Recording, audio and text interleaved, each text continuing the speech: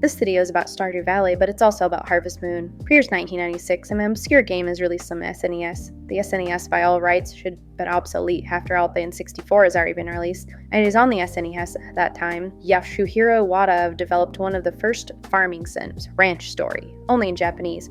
I'm not going to try to properly pronounce Japanese since I don't speak Japanese, but translator Natsume thought that it needed a name to be more marketable in the West.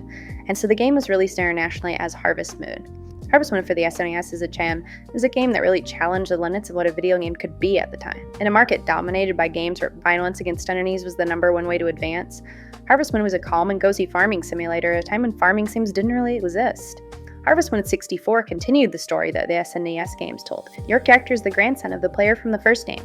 The villages are also descendants of the original villagers.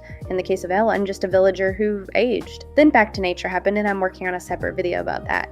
After Back to Nature, though, the series took a bit of a turn. Harvest Moon was supposed to be about farming, and Back to Nature, for all its faults, maintained the same open-ended structure as the originals. Save the Homeland seems to be where the shift started. Instead of trying to keep the farm going, you're trying to stop the construction of an amusement park. It just kind of changed the vibe of what Harvest Moon was.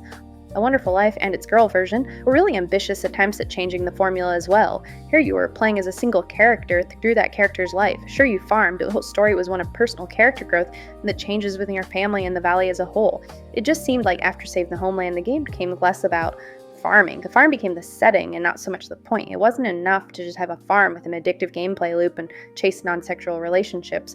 You also had to find music notes to save the goddess from something or another, and suddenly you had goals and a story. Then in 2013, the series split.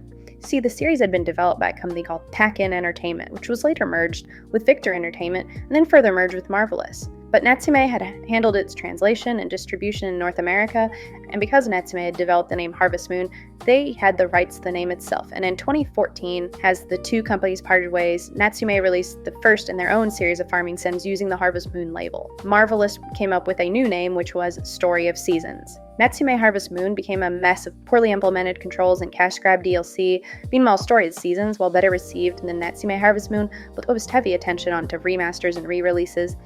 And it's in this context we focus on our spiritual successor. Stardew Valley was released in 2016, the work of one man, Eric Barone, as he's commonly known by his username ConcernedApe. In the poor job market of 2011, ConcernedApe had been unable to find a job with his computer science degree, so he just had to work on a side project so he'd have something in his portfolio when the market turned around. He'd been a fan of the early Harvest Moon games and had been frustrated with the direction Harvest Moon had gone, so he set out to make a game like the older games he had loved.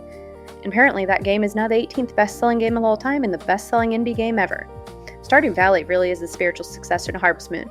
Yasuhiro Wada has even said as much. While there is a goal, there's no pressure to complete it. The focus is once again on the farming and not a storyline that the player has to complete to get the best endings. While there are cutscenes and measurements tracking your progress, it's not forced upon you in quite the same way. The game has similar vibes to Save the Homeland in that restoring the community center and imposing JoJo Mart, saying big business versus small farm storyline. However, by allowing you to complete that goal at your own pace or not at all, it captured what later Harvest Moon games had lost, that freedom. As a side note, it's what Stardew Valley's characterized as a girl's game. I'm old enough to remember when Harvest Moon was criticized for only having a main character that can marry female villagers. Personally, I never cared about that because I like the game enough to be able to roleplay as a dude. But while you and Abigail are finger-painting with George O'Keefe on Ginger Island, just remember how far we've come. I also don't know where this meme came from, the Stardew Valley being a leftist or socialist, because no the fuck it is not. Your character is bourgeoisie. You literally own the means of production as private property. I think the perception of that comes from people not actually knowing what capitalism is but thinking it's bad, or not knowing what socialism is but thinking it's good, or some combination of both. The real politics of Stardew Valley are not Gen Z socialists but millennial Occupy Wall Street through and through, which makes sense since ConcernedApe was in the exact age cohort that did the occupying. The message of the game isn't capitalism versus socialism, but rather Wall Street versus Main Street. It was a huge paradigm in American politics in the late 2000s and early 2010s. Frankly, influences the populist shifts in the American right and left that we see in both Donald Trump and Bernie Sanders. But anyway, politics aside, the diversity of ways to engage with your farm comes from different skills. You can focus on farming initially, you can work in the mines for mining and combat, fish and forage to live off the land. There are different ways to play the game that are all valid, and you need them all to complete the community center and to later reach perfection. The different farm choices to go with each skill: the basic farm is for farming, the highland farm for mining, forest farm for foraging. Newer ones don't strictly adhere to that. The beach farm, for example, is meant to promote Ginger Island, but that seems to have been the original idea. Like Harvest Moon before it, the relationships with the characters are a major draw of the game. You talk to and give gifts to villagers and rebuild relationships with them, reinforcing game's themes of community and friendship. It lets you roleplay like you're a part of the type of communities that your grandparents abandoned and that you pretend to want to be in the 21st century but would go crazy in real life. The characters become your friends. You unlock cutscenes that flesh out their character development, and you see how much depth Concerned Ape actually gave to them. A major part of this element, not necessary unless you want every star dropping to complete perfection, but is the romantic relationship. Like in Harvest Moon, you can eventually get married, though it happens with a blue necklace instead of a blue feather.